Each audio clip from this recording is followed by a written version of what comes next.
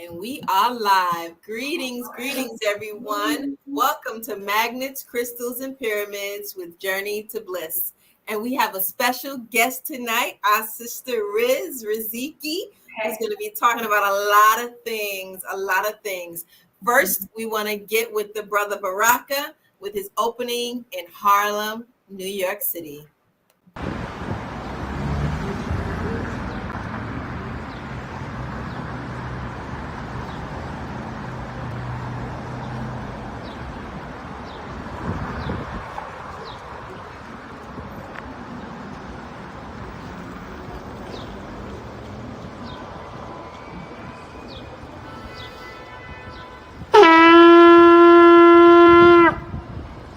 Call to the warrior in you, to the healer in you, the king, the queen, the magician, the lover in you.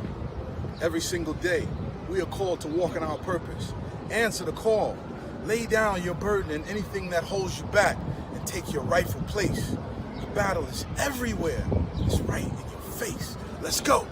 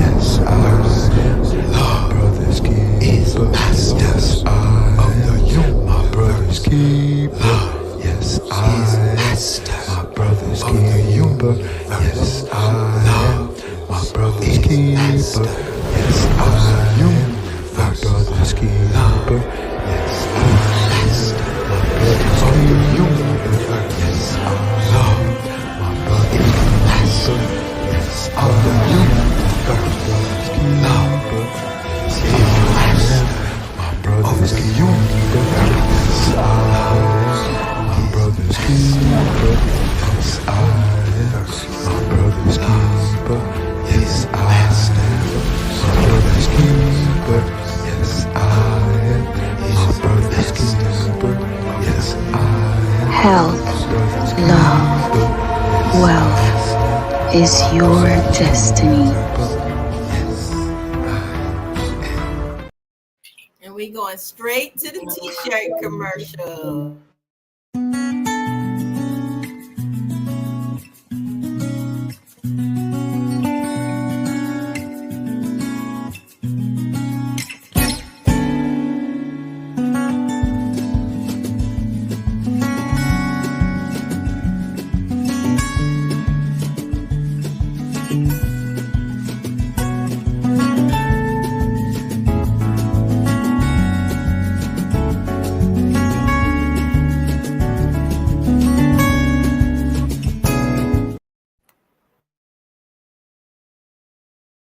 Peace, family. I wanted to show you some of these great quality t-shirts that were designed by the brother Shaka. The I Am t-shirts. I am a generator, an operator, and a destroyer. Great quality t-shirts, 100% cotton. If you like one of these t-shirts, reach out to the brother Shaka at N as in Nancy, F as in Frank, N as in Nancy, Shaka at gmail.com. That's NFN Shaka at gmail.com. Thank you. Have a beautiful day. Straight to the soup if y'all hungry.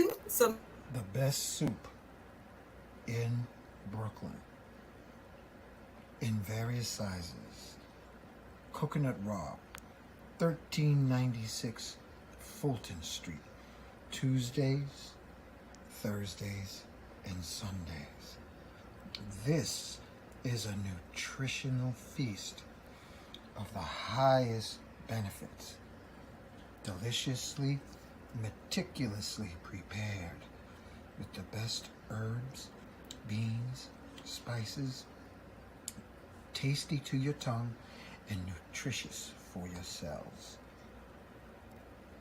Come Tuesdays, 2 p.m., Thursdays, 12 p.m., Sundays, 12 p.m.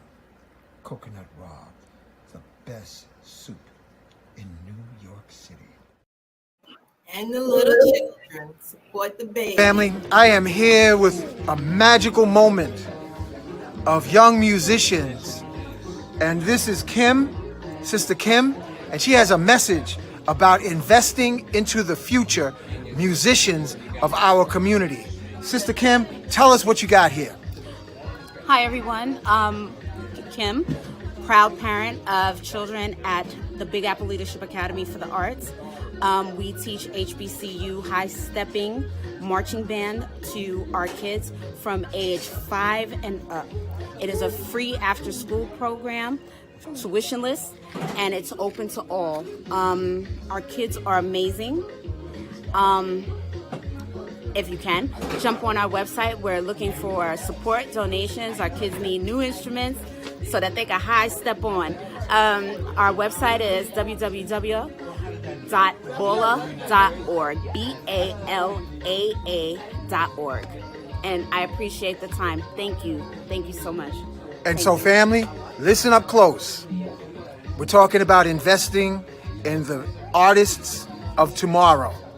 By investing in them, if you have a little expendable change to invest in the youth, the genius, this is the opportunity. And in this description on this video will be the details of sending your donation to PayPal or Zelle or Cash App. Yes. Right? Yes. Okay. So thank you for your support. Our children are the future. Y'all support those babies now. And we got the Lock Fest. Anybody with that natural hair with the locks, come to New York. Family, Lock Fest, Saturday, September 9th, 2023. Sister, what do you have happening at the Lock Fest? Tell us about it. Hello, peace, love, and blessings, everyone. My name is Kim, and I am promoting Lockfest NYC 2023. This year, it will be at Restoration Plaza on Fulton Street. This is all about locks. It's about celebrating the beauty of dreadlocks, the culture, the history, sustainable, healthy living, peace, love, and vibes. Come on out, bring your family and friends. Tickets are available on our website, www.lockfestnyc.com, and Eventbrite. Peace, love, and blessings. And what's the hours? The hours are noon to 8 p.m. Okay, and is there a donation? Donations are accepted upon entry, but tickets are available on the website and Eventbrite. Excellent, thank you. Be there. Thank you. All right. Hey. Okay, so let's do the opening, and then we'll begin with this amazing show. All right, thank you, Melis, for the opening, family. Thank you for your participation in last night's show, which was incredible. Thank you, Dr. Shakur. I have this video clip, and I'm not sure what it is, but I'm gonna play it momentarily.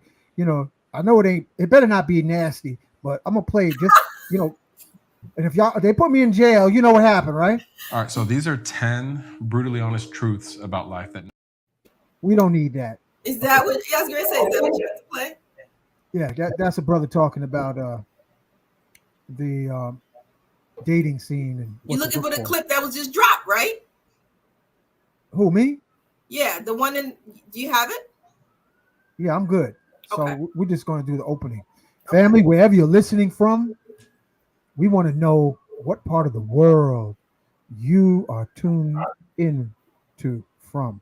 So please, in the chat, put down what part of the globe you are tuned in, because as a global community and acting individually, we like to have a panoramic view of the planetary experience, regardless if you think it's a bouncing ball, a pyramid, a hula hoop, a cookie, or whatever you want to describe the planet you're living on. We want to know what part of the cookie world you are existing in.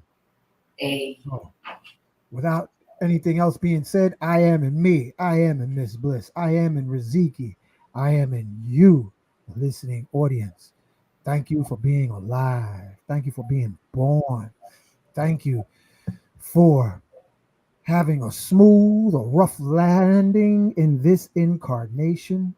And may you remember what you was born to do and fulfill the purpose of your destiny. As we look upon the back of this mothership connection, magnets, crystals, pyramids, journey to bliss, we see the wake as our consciousness propels forward into time, and we look back upon the waves and the souls of our previous incarnation, too numerous to count. And we say, yes, I am forgiving all wave soul in my past lives, and I ask all wave souls in my past lives to please forgive me. And while my cat is demanding that I sit and pet her neck and back, may we forgive all previous pets of our past lives, and may all our pets please forgive us. And as we peel our heel of consciousness to the here and now, we say collectively and individually, yes, I am releasing and forgiving all musicians who may have not did adequate study of harmonics. We forgive them, and we ask when we may have been staccato from our emotional expressions, less than an orchestra of melodies, we ask also to be forgiven.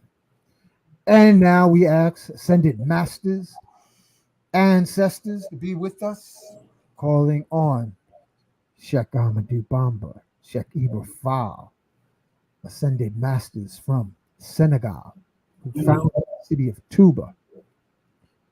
We ask and thank you for joining this platform. Simeon Toko, the latest Christ born in the Congo, thank you for being on the platform. Yeshua and Black Madonna, thank you for joining us. Calling on Quetzalcoatl, White Buffalo Calf Woman. Harriet Tubman, Mary McLeod Bethune. We call on South African Zulu shaman, Credo Mutwa. We call on Heteru, Set, Aphrodite, goddess of love, goddess of harmony, known by many languages. Lakshmi, Kuan Yin, goddess of mercy. We call on Oshun to be in the house tonight, to dance across the screen to the population's delight. We ask Ilegba, Yemaya, Oya, Olokun, Shango, Ogun, Obatala, Ochosi, be with us tonight. And we welcome all the Buddhas. Lady Buddha, we ask that you be with us and guide our Tantrika sisters to elevate us with their crystal wombs as we spin out of our mental tombs.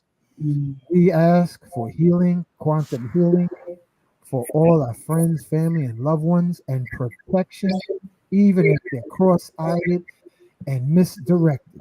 We ask for divine intervention of ascended masters, great divine director, Master Himalaya, Seraphis Bey Kothumi, Sanat Kumara, to have the countless legions of ascended masters to intervene on the collective consciousness of all humans and those in leadership positions, driving cross-eyed as a school bus on a curved road. We ask for divine intervention. We asking for a love supreme coup so they'll know the right thing to do. Seen and unseen, known and unknown, human and non-human. So we want you to please step in so that we could be at ease on this beautiful spaceship planet Earth. And we ask Ethiopian man of the name of Enoch, who became Metatron, join us. Angel of Healing, Archangel Raphael, Angel of Enlightenment, Archangel Uriel, Angel of Strength, Archangel Gabriel. Also invite Chief Geronimo, Chief Osceola, Chief Crazy Horse, Chief Sitting Bull, Frederick Douglass, Shroom Masters, Dr. George Washington Carver, Booker T. Washington, P.B. Randolph, Dr. Sabi, Shroom Master, Kalindi Aye. May we all get high on information tonight that elevate us beyond the skies. Ashe, Aho, Mahalo, Don Wado. Amen, Amen. Let the party begin. Let it flow. Yes. Let the Shakti flow, Jack. I'm going to sit back and drink some Kipaliba tea. Sister Rosita, tell us, what you working with, girl? I got some fine pictures. Some of my, I put them up here, but they look good. What you rocking with?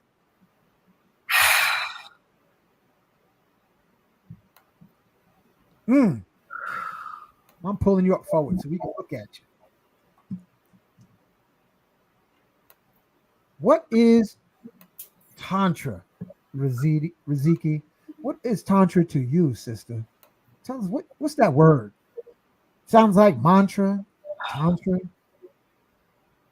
of a mantra. I just want to say thank you both for having me on this platform, and thank you for that powerful invocation. And I'm trying to balance myself right now.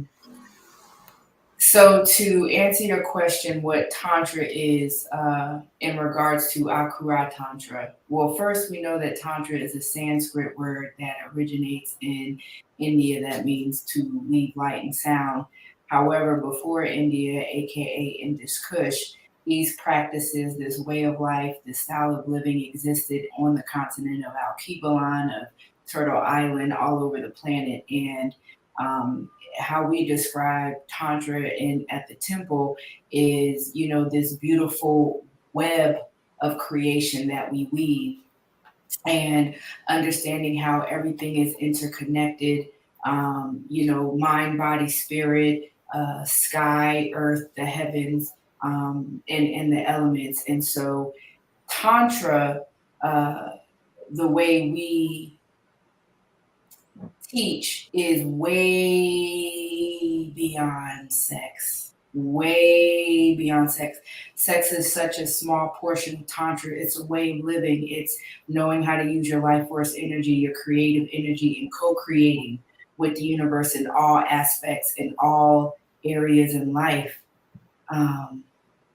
And so one of the reasons why I did write the book Akura Tantra was to take our people in the diaspora across the globe through the 7 divisions of Tantra, understanding that Again, sex, intimacy, and relationships is just a part of it. We have the creation story, knowing how to create life, reproduce yourself. We have inner alchemy, the divine inner communication within yourself, the universe, the gods and goddesses, and all of the elemental forces that exist. We have the valley of divine alignment, understanding how Tantra can be used to align yourself with your life path and purpose. We have the valley of self-preservation. Yes, while we hear about love and peace and joy, there's also an element of Tantra that gives you the right to divinely protect and preserve yourself. Also, death. We study death in Akura Tantra because at the end of the day, we're all going to die, right? We're all going to transition. We're all going to go ways of our burial rites and knowing how to ascend a person's spirit and soul as they're transitioning from one life to the next. And so Tantra is life. Tantra is everything. And it's not something you practice. It's something that you are. It's something that you remember. That's very poetic. Yeah. I'm listening, sis. I gotta take a sip of tea after that. Ashe, aho. Ashe. The way you opened up, I'm telling you that. Yeah, take your time. And family, y'all better get some water. You better get some tea, because I just finished saturating from the coconut water that I got from the corner. So maybe that's why I'm flowing like this, because I didn't realize I was so bliss. Riziki, I didn't know I was so dehydrated. After I drank 3 coconuts, I had to do a beeline to the ceramic office. Ooh. Yeah. Oh, Lord. Oh, hallelujah. Lighted incense. Yeah. But coconut water, family, tap into that coconut water while the season is in. Special shout out to my brother Roots Ross, that's on the corner of Eastern Parkway and Franklin, who's chopping them coconuts open like a surgeon with that machete. So yeah, give Ezekiel a moment to drink some of that water, because she's gonna drop it like it's hot, or maybe not. Hold it like it's hot. Yeah. Mm-hmm. So Riziki, tell us some breakthrough mini miracles from people in your journey. Like, what do they say when they came into your aura healing experience? Where do I start? Okay, so Akura Tantra was built on these 4 pillars that I was shown and experienced through my journey. So the first pillar is transcending trauma and or breaking blockages, right? So understanding how Tantra could really help this process of generational healing through epigenetics, through spiritual science, through ancestral healing, and understanding certain traumas and blockages are passed down through lineages, just like the joys and the strengths and all of the celebrations of who we are is passed down through the same. The second pillar is divine alignment and aligning with your life purpose. And so in my journey, and so going back to that first pillar, I think many of us have all heard about how Tantra could help break blockages and transcend trauma. And so my mission tonight is to really touch on topics that really is not talked about a lot. And so that's bringing me to that second pillar of aligning with your life path and purpose. And a lot of us come into this world with a specific blueprint, with a specific design, with our unique purpose and path. And a lot of us are unable to live a life of fulfillment because we're living someone else's design, or we're living a design or a blueprint or a life or a purpose or a path that somebody else told us to do, right? We all know about Tantra and sacred sexuality. And through this journey, I have experienced and downloaded and walked people through the 7 sciences of sexual energy, which has been freaking explosive. And then the last pillar is dealing with accomplishing your version of success. And so lately, what I've been attracting is a lot of creatives, entrepreneurs, business owners, and even politicians coming to me, getting this work, where of course, yeah, intimacy and self-love and all that, but we got people out here uniting nations. You know what I mean? Delving into politics and creating these bridges and relationships with different countries and different cultures, all within the diaspora for the purpose of economic success. Right. So lately my journey has really been focused on, showing people and helping people how Tantra is a path for economic success, for business success, for, busting through to your creative self so that you can really do what you're supposed to do here. And one of the sayings that we always say is, how dare you not be great? Like, who the F, excuse my expression, do you think you are to not be great? Right. Wow. Yeah. And a lot of, and even the shamanic portion, y'all, I could go on for days, like even incorporating, certain plant medicine into tantric work, because certain people need a deeper level of healing. Certain people are so in their ego and so in this element of control and not trusting that you have to be able to disassociate yourself from that part of yourself that's getting in your own way. And it's been, like I said, I have stories for days. It has been absolutely amazing. Even death. Oh my God. Like Spirit and one of my sisters on this thread, she can bear witness. Spirit has called us to certain people to work on them, and we didn't know why. And then months later, they end up transcending, passing on, right? And this was Spirit's way of showing me how Tantra, it plays a huge part into raising the ka, or helping this individual unite their ka and their ba so that their ak, that ascended part of themselves that's supposed to live amongst the stars, can be there peacefully instead of returning here or lingering here in a lower frequency of spirit. Wow. That's beautiful. Yeah, wasn't that Miss Bliss? I got a drink. I have to take another sip. You go, Riziki. Boy, I got my feet are like in water. You know when you start paddling when you're in the water, like we going somewhere now, Jack. Yeah. Please continue. And by the way, yeah, okay, because you started it. So another thing is, like, I've been teaching and teaching Tantra and also like doing table sessions and everything on people for a while. And Spirit was like, no, this is Tantra beyond the table. This is why, like, my movement right now is Tantra beyond the table, because a lot of things that we see are like, yeah, people focus on these full body orgasms and you're on the table and da-da-da-da. But it's like, okay, when you get off, then what? What do you do with that? Right?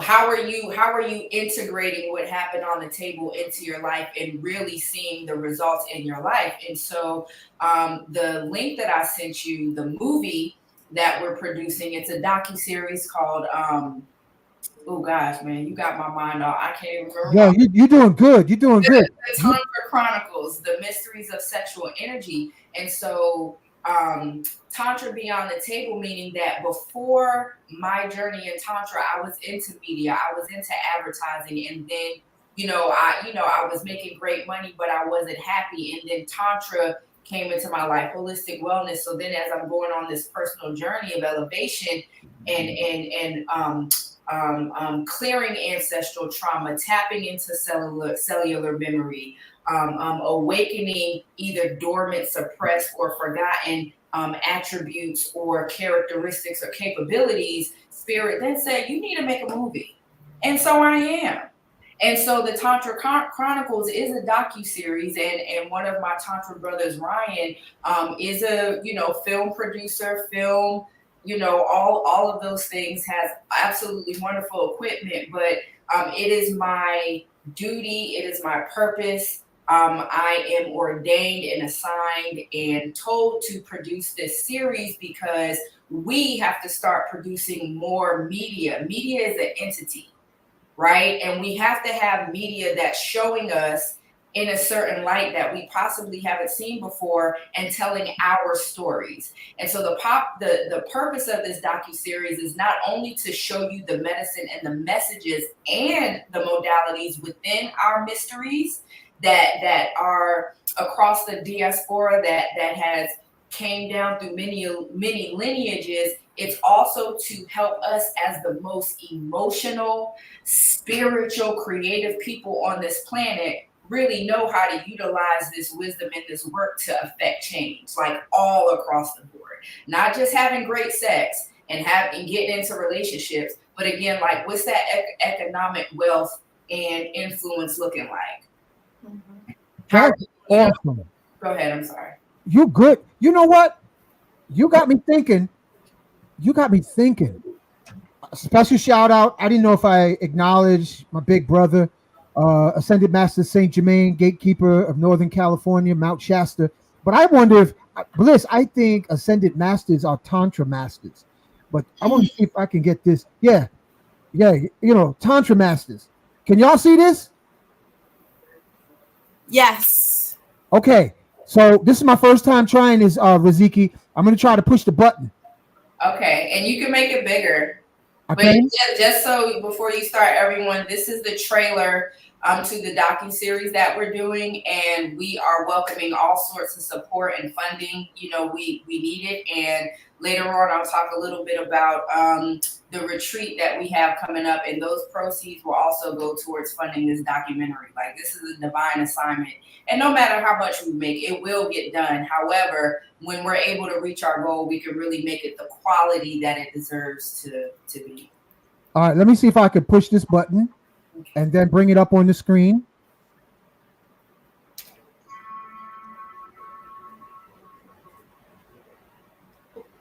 Oh, we did it.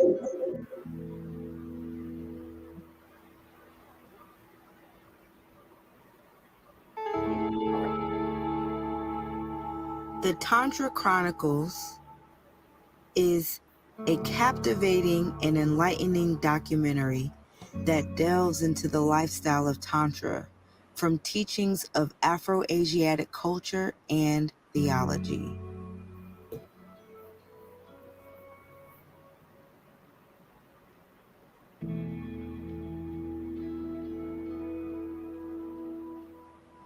This documentary aims to take the audience on a transformative journey through the 4 pillars of tantric healing and empowerment, including the 7 main sciences of sexual energy.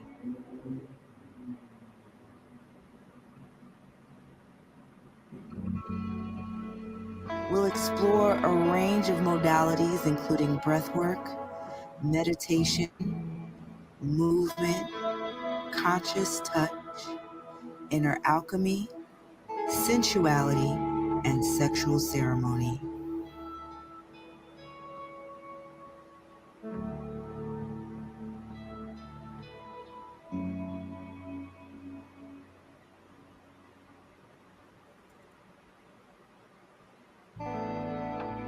This will help us gain a deep understanding of how these practices can enhance your physical, emotional, mental, and spiritual well-being.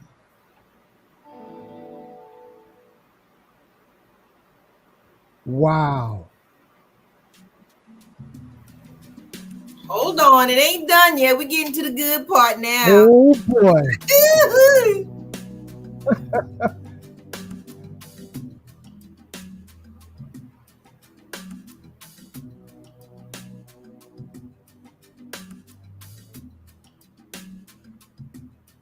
Tantra is a holistic approach to life and spirituality, and by examining Tantra through the Afro-Asiatic lens, you'll gain culturally relevant insights into the sacred nature of sexuality and how it can be harnessed as a force for healing, self-discovery, and intimacy.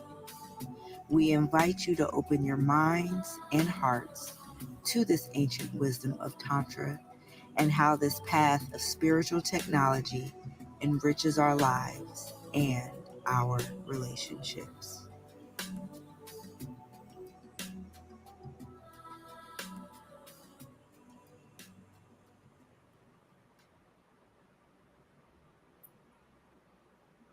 Wow. That's beautiful. I like the way you Wow. it's not like overly sexualized. It's more like a loving, nurturing, caring explanation of tantra. And I love the way you guys are like a couple and you're sharing energy. Yeah, you got me all excited and everything. I'm like, woo! Thank you. And yeah, that was the goal. And this is no shame or shade, but there's just so many other people out there already with the over sexualization. It's like I ain't even trying to come from that tip. Like I'm coming from real life science, right? And then this particular brother is one of the few tantric men that I trust that takes me to such a primal space where I'm talking about, and I try and be funny, but that's just the A clip. The B clip is way more raw and primal, but the way he just holds space so that like that primal nature, that primal force can come out of me and just like contribute to what we're creating. And that's the brother who's making the documentary with me. So him and I do tantric work together in order to manifest this as we need it to go.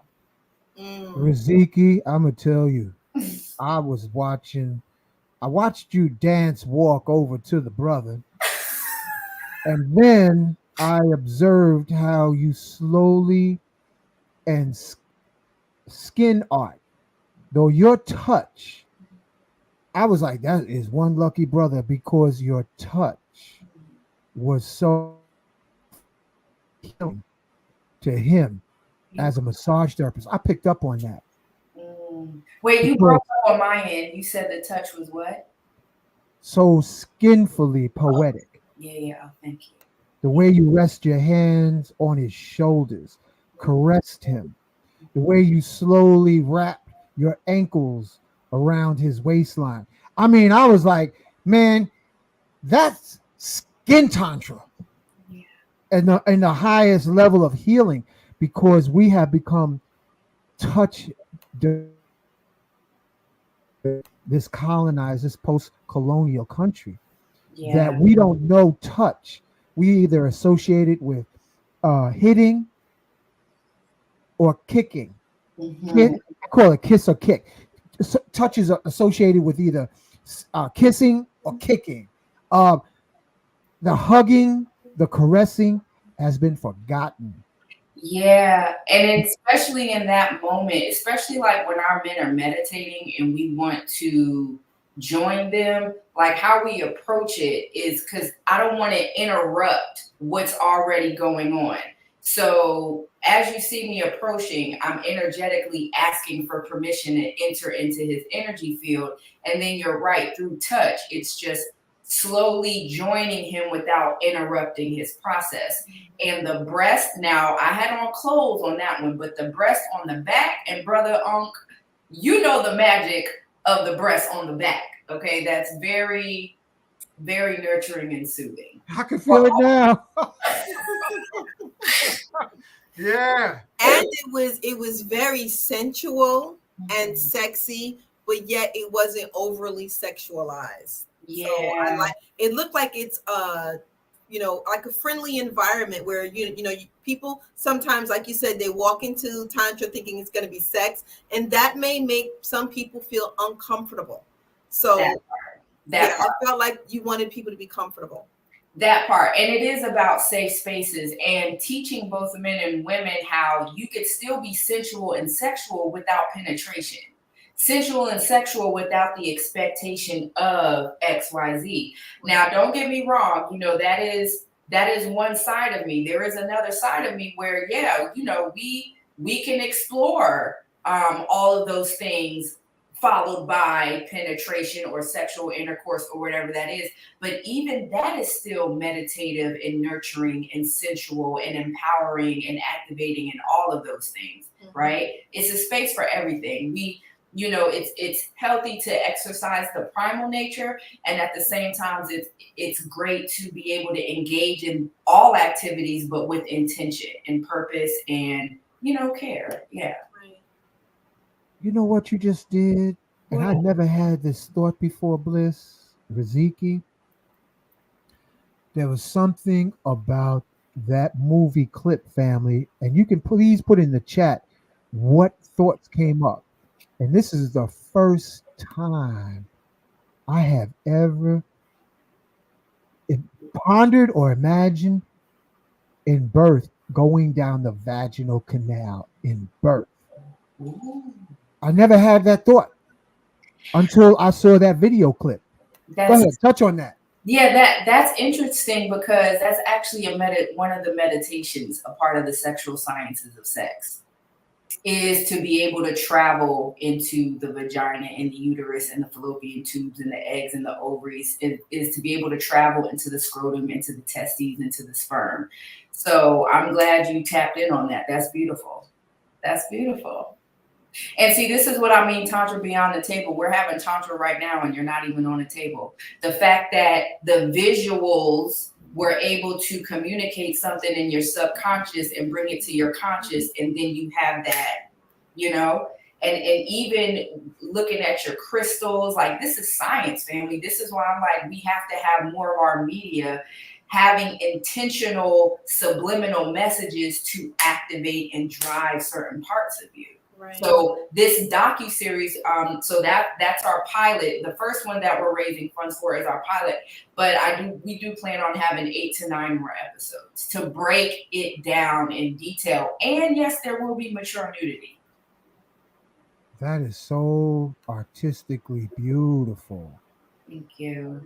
Yeah. Thank you. If I can ask, I saw you were working with the energy of your breasts. Could you Can you explain a little bit more of that for the family to get an idea of what you were doing and when you expanded it? Yes. So number one, the only electrical organ in our body is the heart, right? And then our heart, especially for women, are connected to our breasts. And same for men, the heart is connected to the nipples. So when I'm circulating my breast, I am magnetizing its auric field, its energy field, because if you notice later on in the video, I'm on the table like this, so I'm breast projecting. So this is like a qigong practice to amplify or spread the energy of my breast, which is heart energy, which is nourishment, which is sustenance, right? And then being able to project that onto my partner. So all parts of our bodies has auric fields. Every physical part of our body has an energetic body to it. So being able to intentionally work with it one at a time or collectively is just going to, you know, amplify your auric field. Same thing for the brothers. They should be aurically working on their penis and their hearts. You know, you bringing up some stuff tonight, Riziki. It's getting hot. This is getting hot. I'm going to tell you what, when I was studying Aikido, Brooklyn Aikido Club on Herkimer and Nostrand. Shout out to all my brothers and sisters who was there. I used to practice bliss, family, and I'm sharing this so that you can try it too. From my navel chakra, I used to walk through Bed-Stuy at night and imagine from my navel that my navel chakra was like a headlight going out into the night. And then in the realm of imagination, I would think of a woman that may have got my attention, and I would see if she would be receptive to my navel headlight to either accept or reject. And it's fascinating, family, if you take the time to do this and say who is attracted to your headlight energetically and who isn't. Go ahead, Riziki. I want to touch on that because the navel is such an important part that is connected to all of these nadis or meridians that spread through the body. It's where the umbilical cord is. And I'm grateful that you said that. You paid attention to who you attracted, because now this speaks to the intelligence in your sexual energy, the intelligence in your auric field. And there was another thing I wanted to touch on that Sister Bliss asked about the breast. So another thing, ladies and gents, okay, I encourage you all to honor the breast, work on your breast, because there's also like an energetic breast milk meditation that I absolutely love doing for the brothers. And I'm telling you, it's just because, just watching the results is absolutely, I'm telling you, our bodies are magical. Our bodies are magical. And so, yes. But great job on the navel meditation. I think that's... No, wait a minute. You ain't sliding off like that. Oh, hold on a second. Woo, breast milk. We want some sweet breast milk. Breast milk is the best milk. It is. Oh. Yeah, absolutely. Y'all, brothers, y'all need to be meditating with our breasts. And women, we need to let the brothers meditate with our breasts. Normally you're laying your head on them. No, and this is a meditation. I ain't gonna say too much, but you should be occasionally suckling on your woman's breast. You should. And then during while you're suckling on her breast, there's a meditation of energy flow and intention that she's sending through her nipple into you. So it's there's all sorts of meditations. I don't know how raw we can get here, but yeah, as long as they don't throw me off by being too graphic. Right. Yeah. You look like you was meditating just now. He looked like he was meditating on all 4 breasts in front of him. Yeah. You know what? We gotta I want Riziki, I wanted you, and this is you just triggering stuff, and I'm just wondering. Good. Ladies, I remember what I did remember learning from Master Yao, and I never forgot it when I went to the retreat that I met you. That was years ago. Yeah. Special acknowledgement to Brother Ricardo, Brother Sirius, Yoko, and just to name a few, everybody who was there. We was in that mansion, and Adao was there. Anyway, Master Yao mentioned that women can have nipple projection.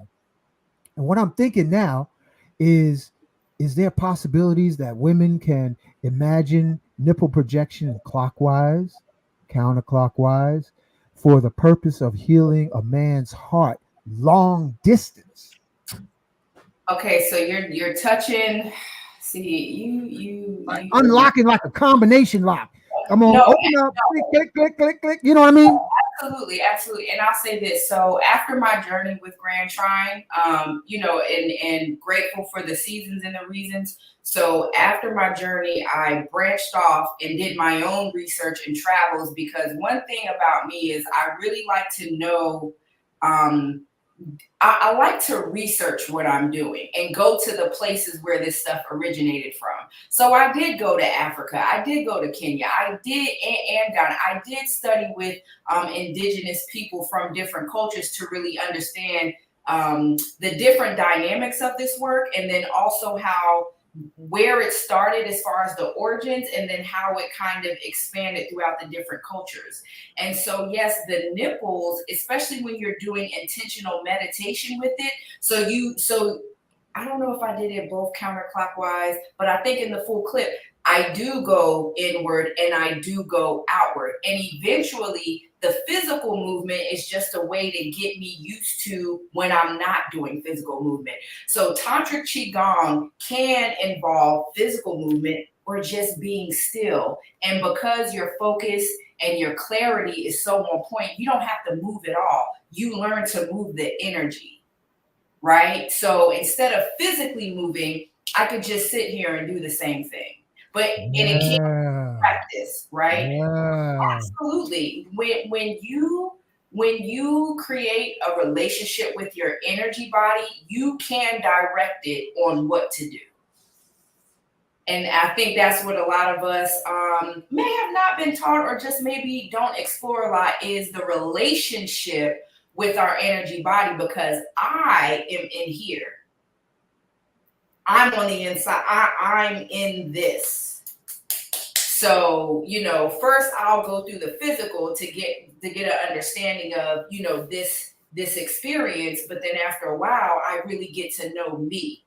Like right now, I'm moving my hands, but you don't see me moving my hands. Right now, I'm circulating my nipples with my hands, but you don't physically see me do it.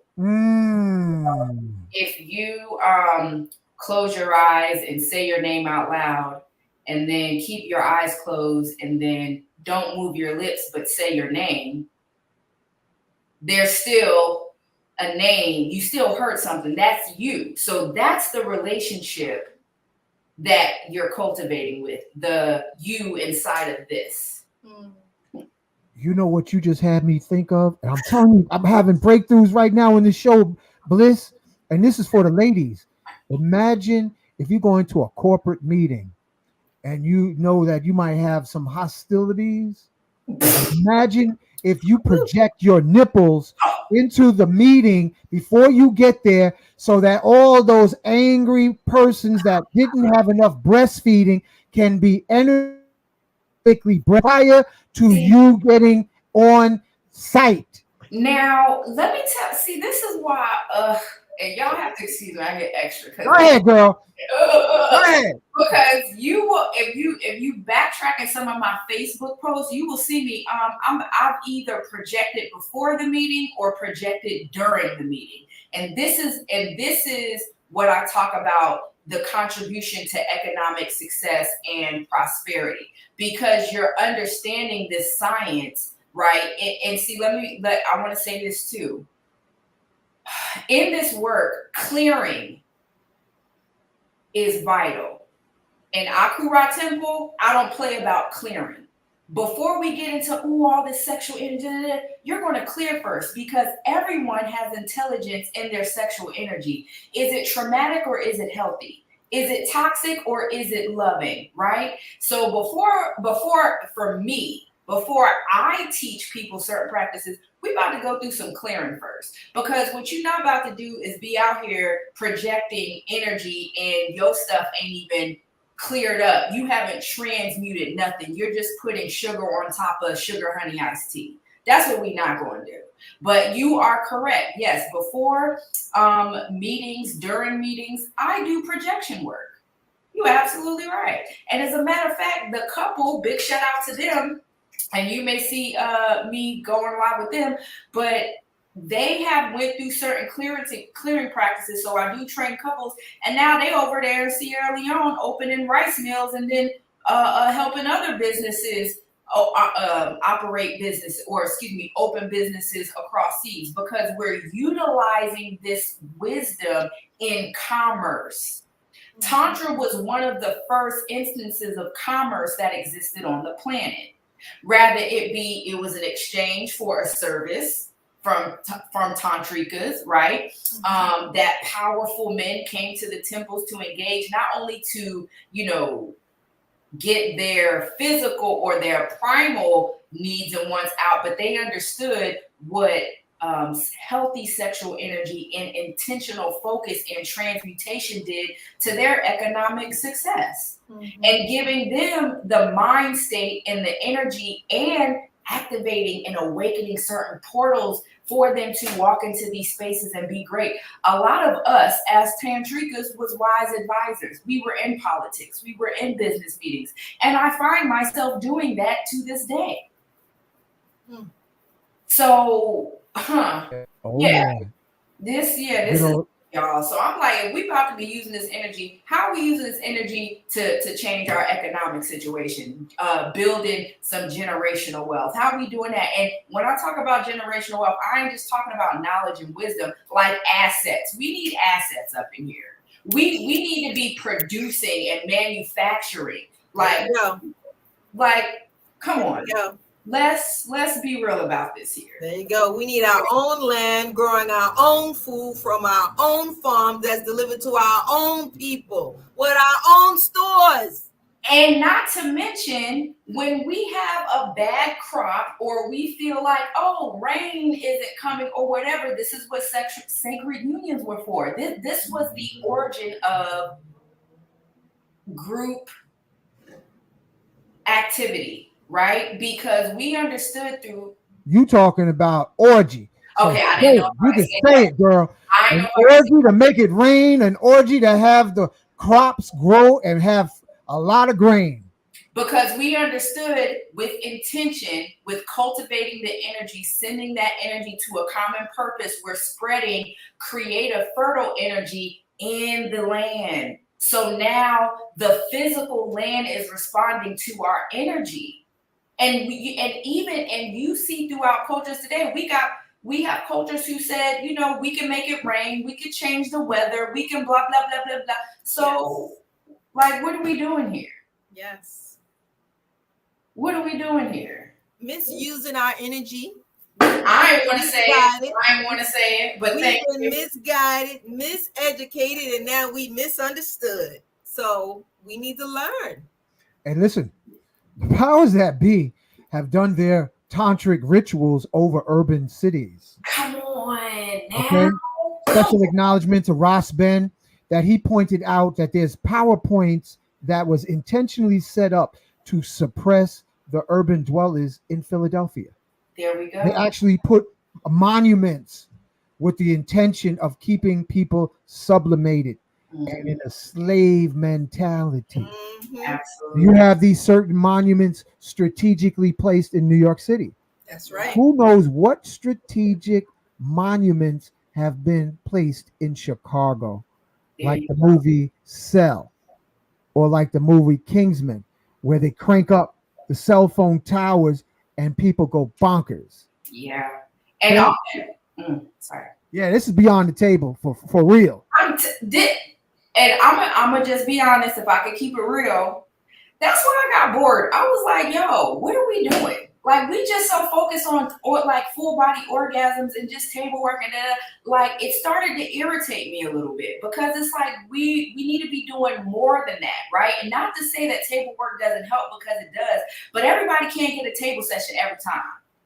Everybody doesn't have access to a practitioner. So how can you as an individual utilize these modalities and these practices and gather with other people of like mind? Maybe you can learn some table work, but guess what? There's other meditations, there's other modalities, there's other ways for us to transmute and transcend with this energy. I was like, when are the sisters going to do a womb healing circle and orgasmically squirt upon the energetic body of the earth and all the leaders and all the people to elevate people's consciousness? When is that woman's womb healing circle going to happen? And they've all visualizing collectively like when they wombs is healthy. Because I'm gonna be real, this is why I stopped going to a lot of retreats and circles. It's a lot of females out here with toxic wombs, squirting and orgasming and I don't want to be in that cycle. If we gonna keep it real, let's keep it real. I don't want to be in that cycle. Toxic wombs is a contribution to the generations that are being born. If we look at some of how we're reproducing ourselves, right? Toxic wombs is one of the reasons why you keep attracting men who aren't who are whatever adjective you wanna put, right? But again, sis, you're not only attracting, but you're choosing them. So what does your womb intelligence look like? Mm-hmm. So we can't sit up here and keep blaming men for not being crap or whatever you want to say. You have to check your intelligence and your own energy and then take a look at you choosing them. Like, you got to be accountable. Mm-hmm. Of course. But a lot of women don't want to have that conversation. And I'm gonna be real, this is why I'm not that popular. And it's okay. I'm effective, but I may not be that popular because I'm not here to sugarcoat. Like, this is real. Mm-hmm. This is really real. So you have certain womb personalities, and big shout out to, I forgot the sister's name, my aunt Karu, I cannot remember her name, but she wrote 2 books, which, like, when I found it, I was like, oh my gosh, I found words to what I was feeling, right? So you have angry wombs, wombs that have stifled creative energy, wombs that have a lot of hatred and is just filled with rejection. And then we're wondering why there's endometriosis or fibroids, or you can't hold a baby, or whatever it is that you're reproducing isn't healthy. And I'm not talking about just a physical baby, but your ideas that you're birthing. Mm-hmm. You know what I'm saying? So it's like, before we and for me, when I was sitting in ceremony, and this is one of the reasons why I branched off and kind of and listen was because the clearing phase was not important in a lot of tantric circles. I'm gonna just be real. We talked about trauma, you talk about belief systems, but as much emphasis as there is on full body orgasms, let's match that energy with clearing. And also let's have more integrity. Everybody does not deserve to learn everything based on where they are. They don't. Because a lot of people will take a lot of information and use it in their egotistical ways or their toxic ways or whatever that is. And so, yeah, we got a vetting process at the temple. Again, I'm not interested. You touched on something. I got to expound on what you just said. That I met a brother years ago, and he said that he knew of a brother who could listen to the crystals in the earth whisper to him, come get me, I'm over here. And he would dig a hole and pull the crystal out of the earth. Now that's Tantra, because it's connecting with the earth. Or where is the ores of gold, tantrically connecting to the earth and finding where the vein of gold is. Yes. Right. Yes. Without wasting your time and your resources. Or tantrically seek out, would extend your consciousness to find the source of good water. That or part. Oil. Because just like the body is a physical representation of the universe, like the earth is still a body. It has veins, rivers, meridians, ley lines. It has everything that we have. So the same way we're able to listen to our bodies, you're absolutely right. Listening to nature is a part of Tantra. Listening to nature, nectar, is a part of Tantra. You making me remember Riziki. Remember, baby. Ooh, let me tell you, Miss Bliss, I'm gonna drop it out here. Let's tap into them bones. Let me tell you, Let's tap into them bones. I was in Jamaica, Negril Treehouse, in the water, and I said, this water feels so good. I'm gonna masturbate in the name of Yema Yah. Okay. So I started stroking myself while in the tropical water, focused on making love to the ocean. And when I did reach my peak, it felt like the ocean came inside of me. Now That's Tantra. Now, and see what are you in my class? So wait a minute, you got little ocean babies out there now. Hey, you never know. That's ceremonial masturbation.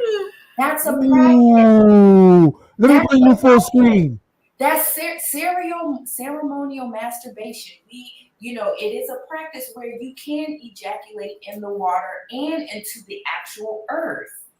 It's a way that we connect, and it's a way that we give our offering and refertilize, especially if you did a lot of energy cultivation and activating the elemental frequencies within your sperm. So men and women, ceremonial masturbation. So I know, like, as a couple where we like, oh yeah, I just want to watch you, you know what I'm saying? So there's two parts of ceremonial masturbation. The first part is you can ejaculate as an offering if you want, or you can ejaculate. But here's the beautiful part about it. As you're watching your partner or this other person ceremonially masturbate, what energy is imprinting you while you're watching? Because everybody who ceremonially masturbates, they're projecting a certain kind of energy. Now, this is a practice. This is a practice where I say, hey, fellas, well, I want you to ceremonially masturbate in this energy. Then they get to work. And then the women, and then when it's all said and done, ladies, what did you feel from that? And almost always, it's the archetypal energy that I whispered into their ear. I got something else. Bring it, drop it. You're going to love this. You're going to like this, Riziki. What's up? I was in my early 20s. I had just came back from living in Miami, and I went to Prospect Park for the drum circle. Okay. And I saw this woman, and she looked good. She was older than me, but she Yeah. looked good. Yeah. And I was standing around the drum circle, and I could feel her projection, her aura. She didn't say a word, but Right. her aura wrapped around me and was pulling me towards her. And I was like, I feel it, but no, I'm going to hold my ground. But I was feeling her pulling. And then every now and then I cut my eye and look at her, and she would be looking at me like, yeah, go ahead, keep trying. And this went on for about almost an hour. And then Was it healthy? oh, it felt amazing. Okay, good. Now listen to this. After an hour, she gave up. She's like, all right, you want to be stubborn. So she started walking away. Don't you know I followed her, struck up conversation, and we end up being in a relationship. Oh, yeah, We did. And this sister used to practice. She said, it's easy for me to travel out of my body when I'm not having sex. Yes. And then special acknowledgement to Queen of Swords, because she talks about out of body sex. That's more intense than physical sex. Okay, see now I gotta go refill my cup. Let me tell y'all something about some energetic sex. Yes, cheers. You're correct, because sometimes touch can distract you from you being in your energy body. Remember, this is just what houses us. This is what houses me. So let me tell you something else about energetic sex. Now, I gotta bring you full screen now. Hold on. Okay. There we go. We warmed up now, Jack. Okay, so energetic sex has a lot of benefits to your auric body, to your neurological system. As a matter of fact, all of your body systems. Let's break it down real quick, shall we? We have our endocrine system. We have our reproductive system. We have our immune and lymphatic system. We have our neurological and renal system. We have our cardiovascular and respiratory system. We have our exocrine system, which, by the way, men and women, we really need to be paying attention is to the intelligence in our sexual fluids, and then our skeletal system, right? So energetic sex, even though we're energetically doing it, it still affects the body systems. Let me tell you something else real quick. Oh, and the meridians. Let me tell you something else real quick. So there was a brother, right? Who, and mind you, this is when I'm going through certain shamanic ceremony, and this is spirit showing me the magic of energetic sex. So I wake up, so I go to Atlanta because I'm supposed to help out in a ceremony, right? And you know, it was an ayahuasca ceremony, and I'm a sitter. I'm just there to help move energy and whatever. And so, you know, the ceremony's going, and I'm in the garage, and it's like for some reason I'm trying to get there, but my body's like, no, lay down, go to sleep. And I'm like, nah, but I drove all the way from Charlotte, North Carolina to Atlanta to help out. Why am I so tired? Why does spirit want me to go to sleep? So I go to sleep, miss the whole freaking ceremony. As soon as I wake up, I get a message. Yo, Riz, this may sound crazy, and I know I tell you, but I had hit something happened with his penis where like there was a little bit of blood, and then like it was affecting his erection. But then he was like, but you was in a dream, and he described to me what I did to him, with him in that dream. And then there was no more blood, and his erection was, you know, back on point. And I've had many men tell me, and I'm sure it's not just me, I'm sure that there's other women that can attest to this, but there has been ways where my spirit, my energy body will do the work, and I don't even know. But I wake up the next morning to a message or a phone call telling me I was in this person's dream doing this, working on them. And I'm just like, are you serious? Right? And so this is me doing it unintentionally. But the fact that I was able to do it unintentionally made me want to learn how to do it intentionally even more. You get what I'm saying? Like that's the power of us. Even this brother who's on the table, right? in this video. If I was to show y'all a B cut, you gonna be like, are they having sex? But no, he's energetically penetrating me with his penis. And when I tell you I'm riding him like a rodeo, but he's just holding space. He's not like, oh yeah, girl, you know what I'm saying, and feeding into it. He's just holding space, allowing his golden rod to heal me and allowing me to explore my primal energy. And let me tell you what that is, right? So in the primordial space, everything exists. There's no such thing as good or bad, right or wrong. Everything is there. It only has labels when it comes down to a certain realm. But in that space, everything exists. All the possibilities of creation exists. So when I'm in that space, it's me exploring that primal force, experiencing all of these things. And then as I come back down to my body, I filter out. Like, okay, what needs to stay in that primordial space, and what does spirit want me to embody and keep and imprint in my cells, so now I can go out in the world and exercise and embody and demonstrate these things and accomplish these things. You going in, girl. You going in. I'm trying You not. going in. Oh, yeah. Oh, yeah. You opened it up now. No, listen. It's your fault. I'm just like, I'll take the blame, because this reminds me of Bliss, who we used to talk about, and Riziki. This was my friend who made his ascension, Professor Kareem. He would microdose a shot glass of high potency ayahuasca and then go to social gatherings, healing circles and New Age, New Life Health Expo, and he be high as he's inebriated on ayahuasca, but he's in the zone, so he's integrating the subconscious and the conscious experience. Wow. And family, what I would do, and I shared this with you before, Bliss. Yes. You can put intention behind the taking of mushrooms or ayahuasca, so that if you're going to work on somebody, you can do it with the entheogen and your consciousness. Go ahead, Riziki. There you go. There you go. Okay, so there is a practice, and big shout out to Latifah, because this is my tantric partner when we do the session called Raising of the Jet. Okay, and in ancient Kemet or Nubia, we understand the jet pillar. Do your research, you'll understand that.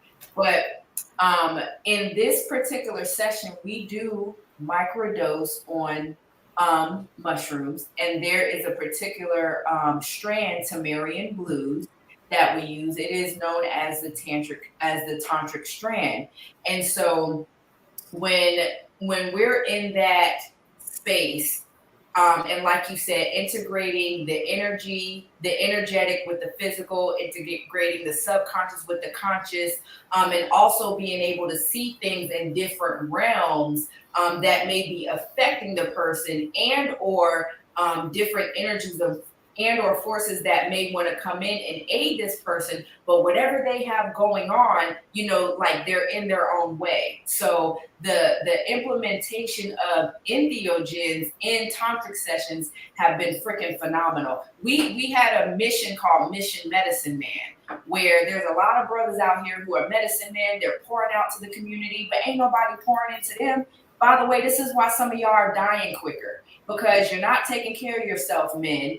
And you need to learn to allow people to pour into you. Self-care is important. Okay. Teach. Better care of yourself. Right. You're not workhorses. You are not workhorses. You're dying faster because you're working hard, straining yourself, and you're not being poured into. So as a tantrika, it is a part of our assignment to pour into the men who are out here pouring into not only their family, but a whole freaking community. There's a lot of men who died who were freaking activists and freedom fighters, and nobody poured into them. And or maybe they didn't recognize the importance of being poured into because your warrior is so much up there. You know what I'm saying? We got to stop that, yo. Like, and it's touchy for me because, I've experienced a dear friend of mine who transcended, and many people have their speculations, but I know one thing: we made it a point to pour into that brother before he left, because he poured into a lot of people. And when you pour into a lot of people and you don't feel that love and energy and attention being reciprocated, that breaks your freaking heart. So what do? You end up putting blockages over your heart so you don't feel hurt. That shit ain't healthy. It's not healthy. Heartbroken. Heartbroken. That's right. You going in I now? was going through with that, but Oh yeah, you going in? I forgot. Yeah, But there's an African training, brothers. We don't learn it here in the States, but over in Africa, in certain countries, the men are taught to protect their hearts like an egg. And if you allow yourself to be, your heart to be broken, they said men have an egg-like sphere in their chest, and if you don't protect it, it breaks. You're done. You're through. and That stays down to the physical. and I'll say this too. Sometimes what protected us can sometimes become a blockage, because you can become so used to protecting, when it's time to be poured into, you don't know how to remove that protection. Right. So it's about balance. True. Like I'm an just egg. saying. You're right. You're right. Because they would have to know how to receive. If we're there to serve them, then they have to be able to receive it and to accept it. Yes. And as women, we have to be better at creating safe space for men, because a lot of women sat up there and allowed this man to tell her all his deepest, darkest secrets and pour his heart out to her, and then use it against him. The Delilah syndrome. Yes. Yes. So let's talk about it. Hey, building trust, operating with integrity. Hey. And this is why I said the clearing phase is important, because we want to sit up here and be tantra, but then when you get in your emotions, you want some bullshit. You got to stop that. You know what I'm saying? So it's very, very, very important. And a lot of our men are dying of heart attacks.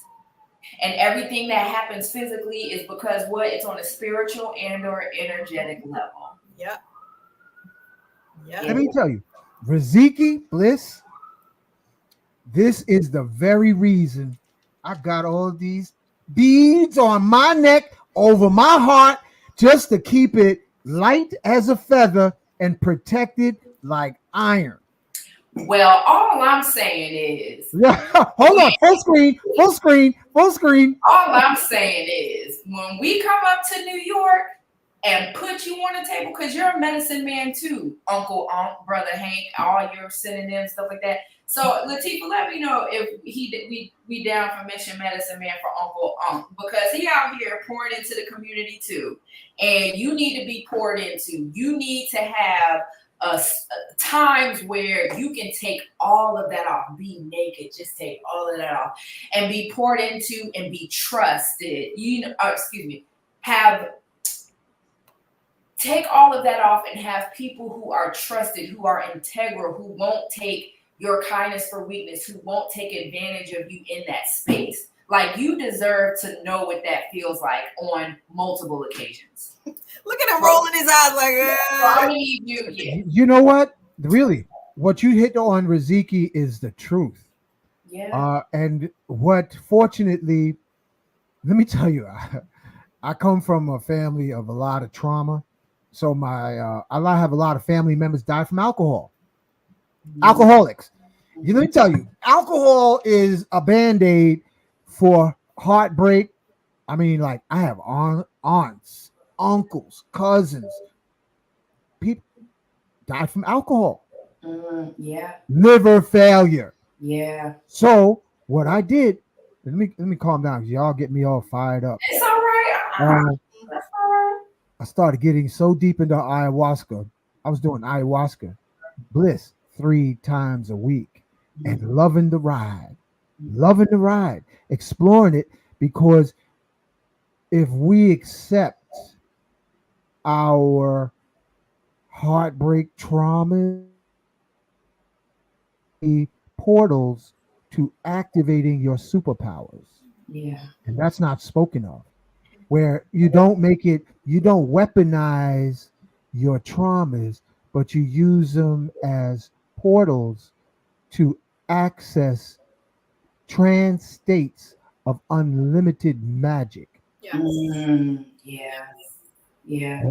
And right now I'm in a place where my voltage is so high. I mean, right now, every time I start to talk and be on this platform, Bliss, where's your cat? My cat is right here The riding cat's touch. shotgun. Riding shotgun. Let me show you. She riding shotgun right next to me. Yes. And then when you started talking Riziki about orgasm, I got a blissgasmic kitty cat. Look. She's Chloe? That's Chloe. Yeah, Look, Chloe, right down there. Chloe is the orgasmic, sensual cat. Like, I'm telling you, she loves laughter. She loves fun. Look. Zara is another story. Look, here but it that is. cat right there. Here she is. She's sitting here right now. You see her face? Yes. Yo, that's a Tantra kitty. And she only come around when you ladies start talking about bliss and stuff. Chloe be like, "Come on, Big Daddy, move over." That's right. I'm riding. And I had a cat too. Now he did run away. He got his first taste of some butt, so he's been out there. I don't know when he's coming back. But I had a Tantra cat too, and this just happened like Saturday. So anyway, but no, cats are very sensitive to energy. They absorb, they pick it up, and they're spiritual beings. This is why they were a part of our household and culture back in the day. So I look forward to meeting your house panthers or your cat. Let me tell you, the tabby, he's in the room slow dancing with Tasha. Hey. In the other room, Bliss. Hey. He's like, "Hey, baby, you home?" And he has an attitude when she leaves him. Yeah. He's like, where you been? Who said that you go out today? I mean, Tazar is a trip now. Yeah. Tazar was always a trip. Oh my goodness. He's more with her now than ever.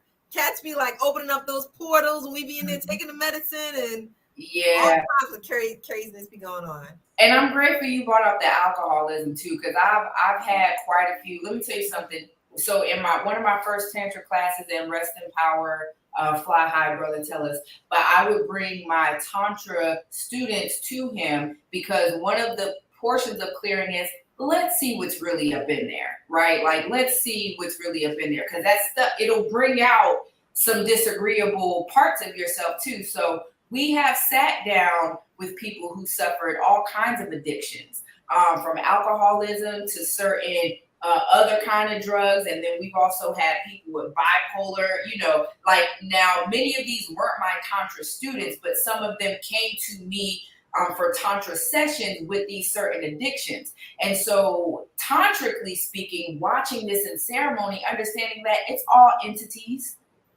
It's entities. There is a spirit of alcoholism. There is a spirit of addiction. There is a spirit of child molestation. Mm-hmm. Yeah, I saw that too. Some of these people up in these Tantra schools with a spirit of molestation. Yeah, I seen that too. Wow. Yeah, so it's really deep. It's really deep. And alcohol is like agent. Yeah, so it's like you're trying to run away from what you don't want to feel, and we can't save them all. There was a brother who was in my astrology class, and alcoholism ran in his family. So now we're talking about epigenetics, right? Where we think about generational curses or whatever. Some of this is in the DNA and in the cells. It's the information that's passed down.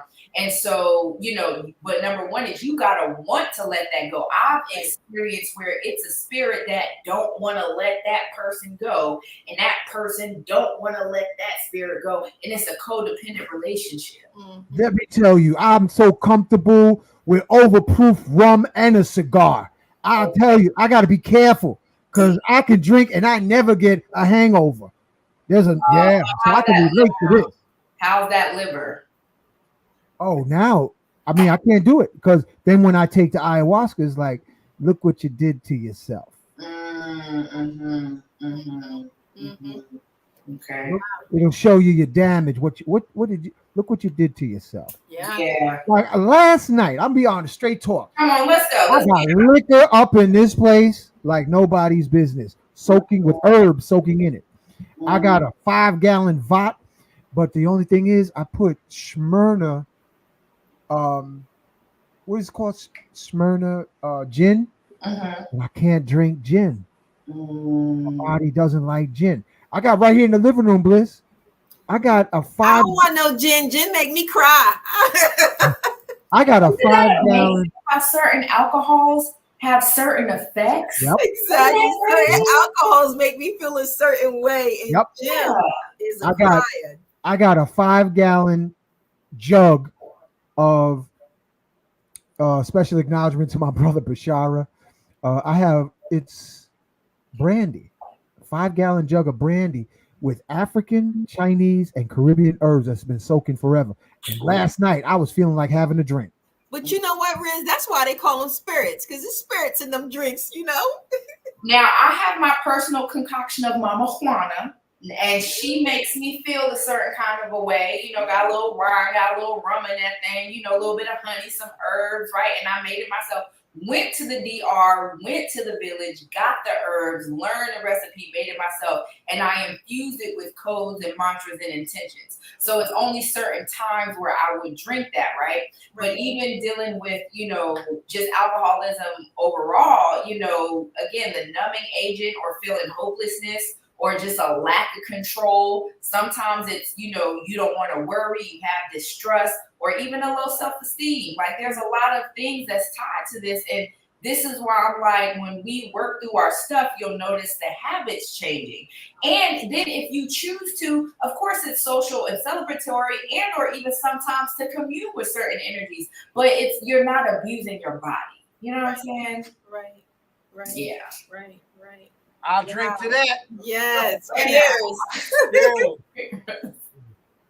Cheers. Cheers. Thank y'all. You're welcome. Thank you for having me. While you listen, Bliss, I'll share. I'm just going to drop it out there. Family, you could try this on your own. I got your bag, Bliss. Thank you. Of the Mobby. Grateful. Riziki. I did. Family, listen. This one came down from management. That's why I call it management. Download came down from management. Yeah. I was riding my bike on the parkway, and I saw a Rasta man, and he had Mobby, sorrel, sea moss, and ginger. And my spirit said, "Get that Mobby." So I got the Mobby. It had bay leaves in the bag. And while I was riding the bike back up the parkway, it said, "Mix it with Kinkaliba."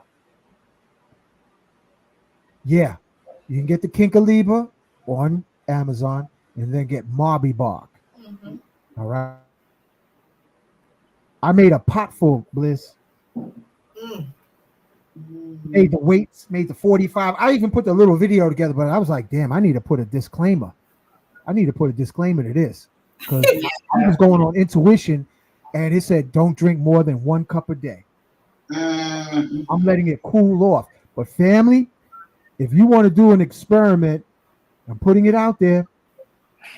Kinkaliba and Mobby to a boil. Let it boil for like 10 minutes. And then turn the flame off and drop the Kinkaliba tea in the Mobby pot. And then let it cool. And then I add it. It's strong. It's strong. And I'm right now it's still cooling in the kitchen. I'm gonna give some to Tasha, but I just know intuitively it says I was strong. I was riding my bike like it was nothing to it, but it told me only 1 cup, so I'm not gonna drink more than 1 cup, family. Yeah. So this is for those who are into herbs. Beautiful. I think you get Mobby on Amazon too. Mobby bark. Okay. Beautiful. Well, I need to get me some of that. I don't know like what's going to happen because today was my first day having it. Right. Listen, look, here it is right here. Here's a Bushman right here. The Mobby bark is no joke. The bay leaf and star anise goes well with it. Okay, duly noted. now, Just now, a note, family. Marby is also an aphrodisiac. Just want to drop that in there so y'all know, in case y'all y'all watching this video and you just feeling all kind of like, what's going on? Drinking this Marby? What's going on? I'm feeling all girl, types of ways. and you know what? I didn't want to say it, Bliss. I was gonna keep it PG, but that's what the message was when I got it. Yes. I'll be up in here stiff, but Good. just ride my bike. As you should. Yes. And next time it's stiff like that, just imagine it being gold. Ooh. Yeah, just gold. Just gold lingams, just gold penises. We need more. Let me bring you full screen. She say that a little more, girl. Go ahead. I said next time you're stiff, and this is for all the brothers, imagine it being gold. We need more golden penises out here in the world.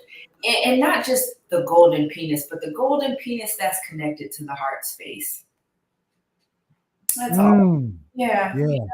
We're having an event in Charlotte in November. And we may need to come to New York, Uncle Unc, Hank, Brother Unc, all those names. We may need to do that too. So we'll be getting into a lot of these practices because I'm so done with online stuff. People be trying to learn Tantra online. It's like, this is an embodiment practice. You need to be in person, and experiential learning is the way to go. I'm glad you're sharing this, Riziki, because what I remember, what's his name? He developed, he's from India. He would make oranges materialize in his hands, but his aura had gotten so big, he would bring a stadium of people to orgasm.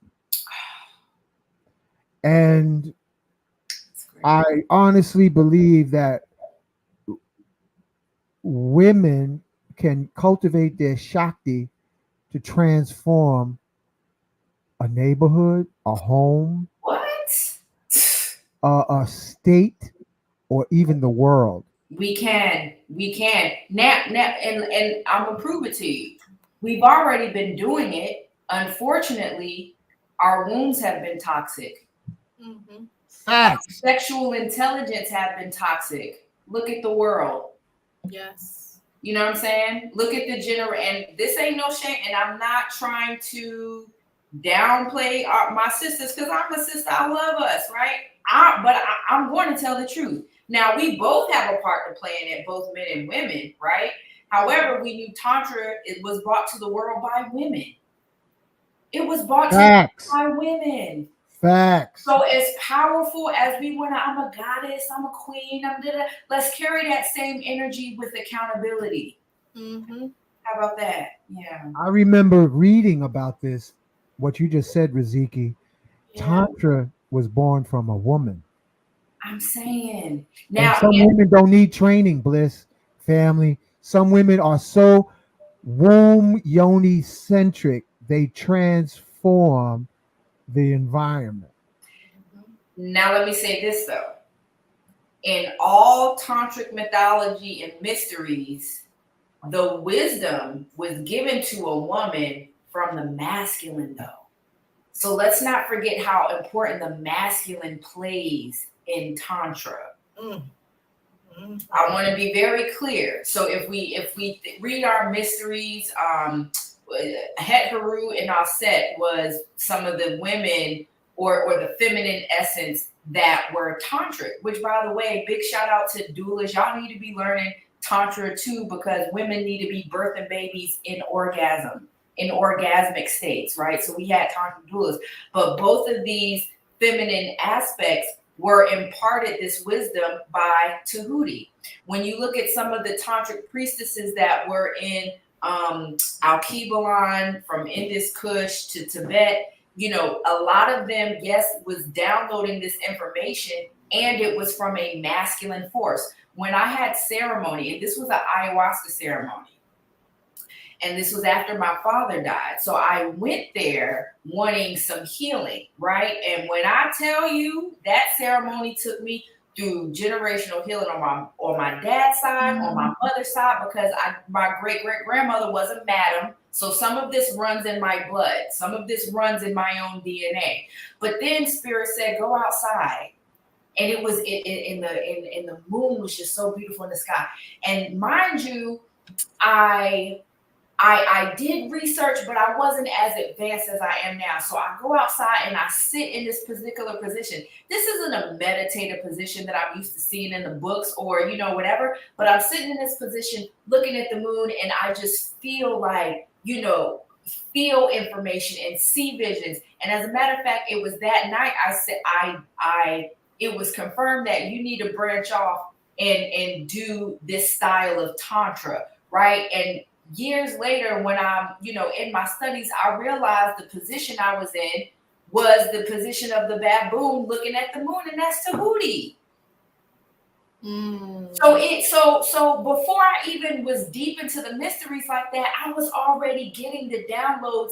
And see, this is where one of the original forms of yoga came from. It wasn't so much about stretching and being limber. It was putting your bodies in certain positions so that you can commune with the elemental forces. Because there's certain elemental forces that you can easily commune with when your body is in a certain position. And so after I had came from outside and getting, this energy from the moon or whatever, and then, they're singing the songs because, the music carries the medicine.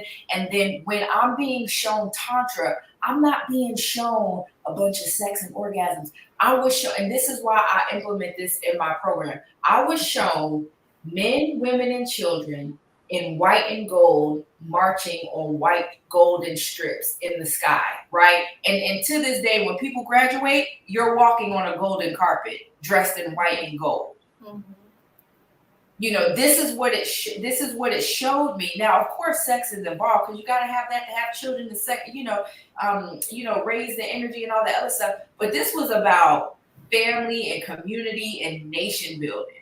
That's what Spirit showed me. And then the second ceremony I had some without entheogens and some with entheogens, but this is when I really started loving the mushroom, because the mushroom is the oldest memory holder next to water on Earth. Hold on. Let me pull it up. Y'all ready for me? Y'all ready? Yes. It holds so much information. And this is it. And this is in my book. I talk about it in my book, which, by the way, I have the link in there. And there's a 50% off code, magnets, crystals, and pyramids. If you look at a private chat. Oh, wait a second. Let me put that up there. Hold on a second. Yeah, because now you can get that book, right? So what's the link for that book? The where you see the my downloadable. I'm gonna repost it. 1 second. Hold on. Repost it so I copy it and post. Okay, so that's the link, and then this right here. So the ebook is $14 on Amazon and my site, but with this code, y'all get 50% off. And everybody who gets this book, I'm also going to email y'all a free ebook dealing with Tantra for economic success and business. And this is the wisdom I'm learning from people who are practicing Tantra, who did already hit millionaire status and going overseas and doing international business, as well as politicians. So this is an ebook, and this is me documenting. I like to do case studies before I just come out with information. I don't just want to be, you know what I'm saying? So I'm in the ceremony with mushroom, the fungi, and I was naked. And when I tell you, the brother, Mission Medicine Man, big shout out, Tellis, and I work with him, and I will say his ceremony really activated this path, this new version or this expanded version. And so I'm sitting there and he's playing the drums and I feel, the serpent energy, and I'm just like, I'm in my wild woman, I'm in my primal. And then all of a sudden things just kind of slow down. And then I'm sitting in this position. I can't remember what it was. But then as I'm swaying, and I call her the Green Goddess. She didn't tell me her name. I don't know her name. I just call her the Green Goddess. But she's just above me and we're swaying together, right? And I'm talking about, this was so beautiful, I could cry. And we're swaying, and she was made of rain.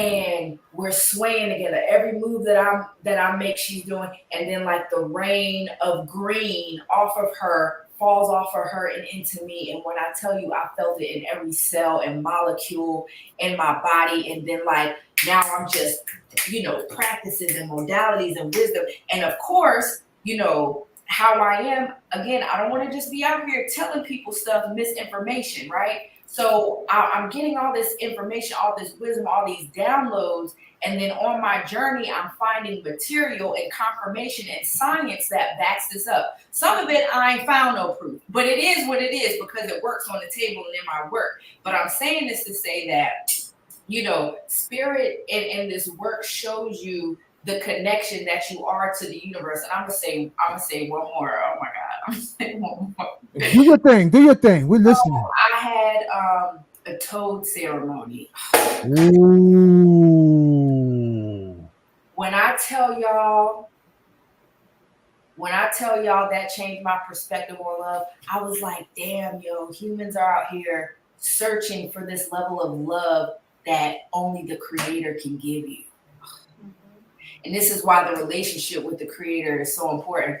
And so at first, I feel I scream. And it was like, I felt all of the hurt and the pain in the world, right? It was like my heart purged for the world.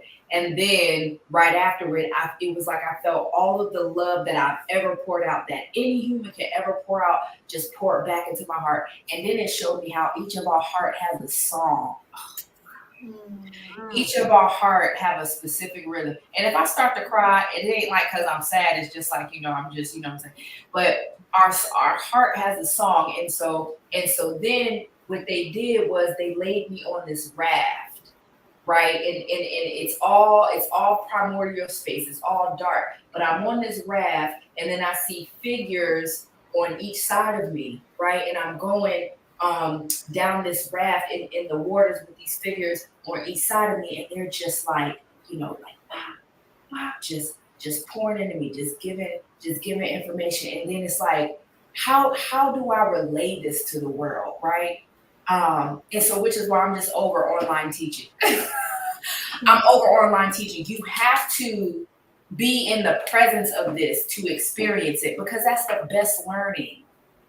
It's the best learning. So I'm saying all that to say that, in this work, in this practice, y'all, we go beyond the books, go beyond the videos. If there's trusted people in your community or whoever, please, learn this art, because I truly believe this is a path that's going to really unite the diaspora, because it is the only spiritual walk that incorporates sex and sexual energy as a path to enlightenment. Tantra is the only religion.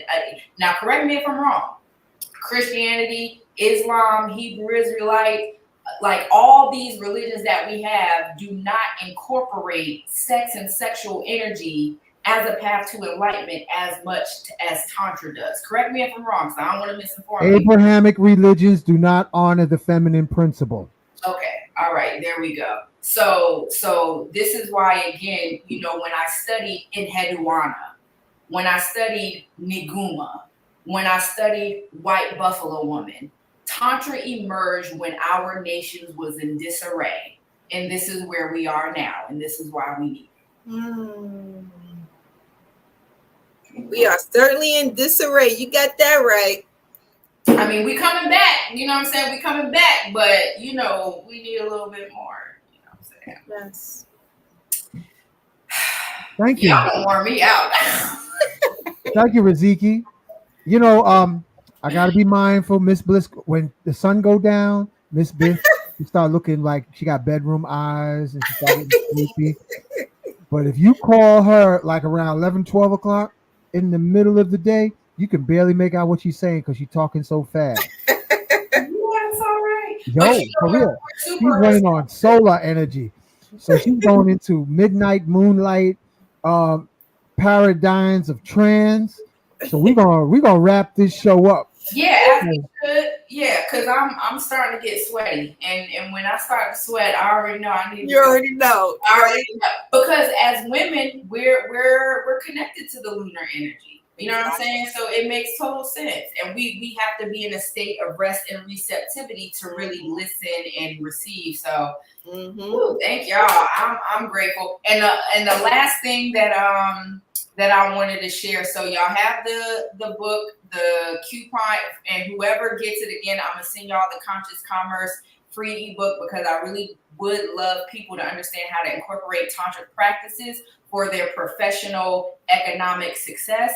And then this last portion, this last link is the event that we're having the weekend of November 3rd. So that Friday, we will do the live premiere of our docu-series. And then I do have some sensual artists that is a part of the House of Nejmet, and Nejmet is a Kemetic term for sexual pleasures. So that will be a night of sensual alchemy and the tantric arts. And then the 4th and the 5th, we're going to get into exercises concerning the 4 pillars within Tantra. So we're going to do some clearing, we're going to do some activating, we're going to do some cultivation, we're going to do a lot. So I'm excited.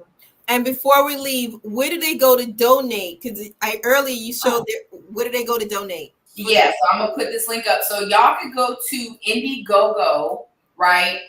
And just type in the Tantra Chronicles Riziki, it'll pop up. And again, y'all, we would really appreciate your support.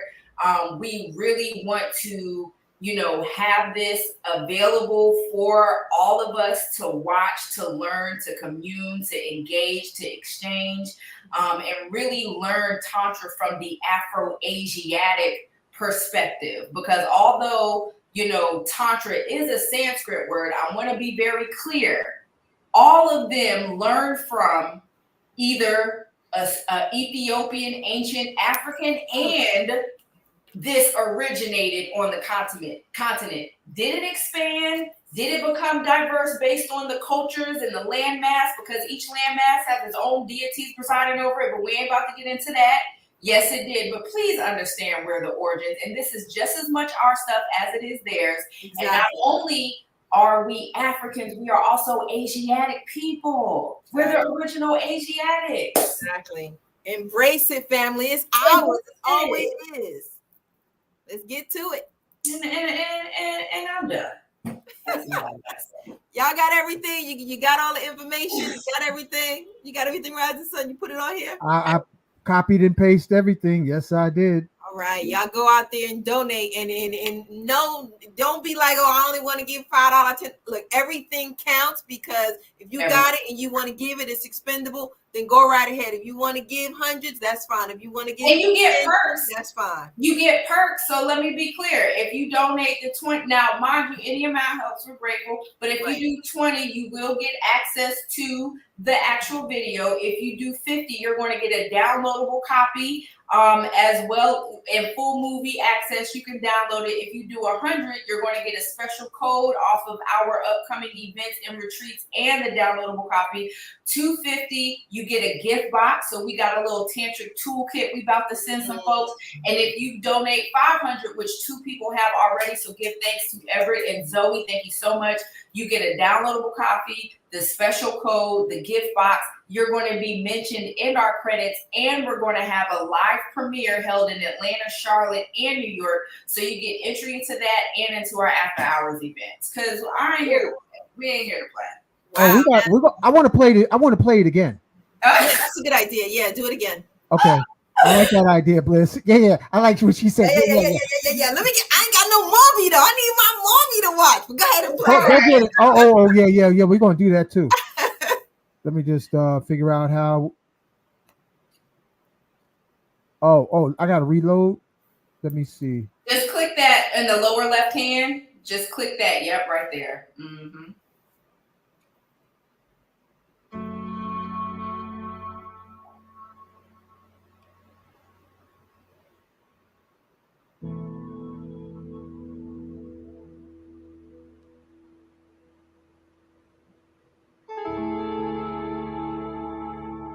The Tantra Chronicles is a captivating and enlightening documentary that delves into the lifestyle of Tantra from teachings of Afro-Asiatic culture and theology.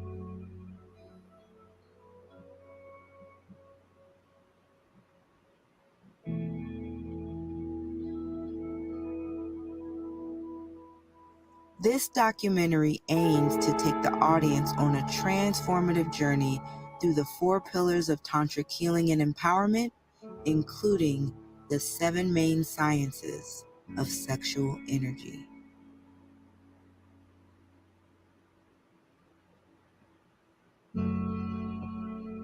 We'll explore a range of modalities, including breathwork, meditation, movement, conscious touch, inner alchemy, sensuality, and sexual ceremony.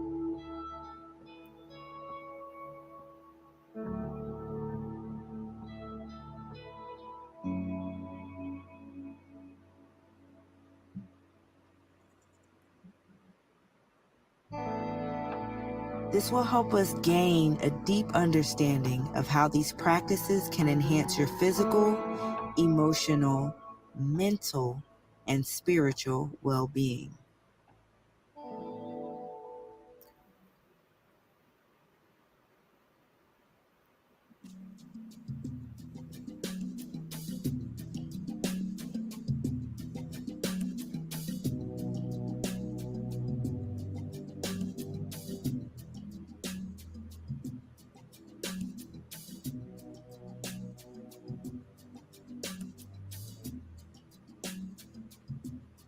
Tantra is a holistic approach to life and spirituality, and by examining Tantra through the Afro-Asiatic lens, you'll gain culturally relevant insights into the sacred nature of sexuality and how it can be harnessed as a force for healing, self-discovery, and intimacy.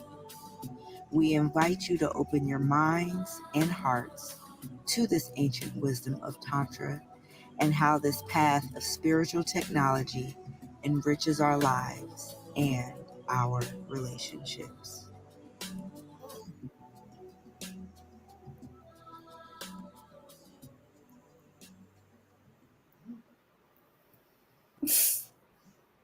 Woo, I'm all tingly inside. Woo. I'm just saying, when you put the vagina on the sacral area, it does something. I'm telling y'all, ladies, you need to get it. You know what? That's another show. We ain't about to get into it. Wait. Don't go nowhere yet. What did you just say?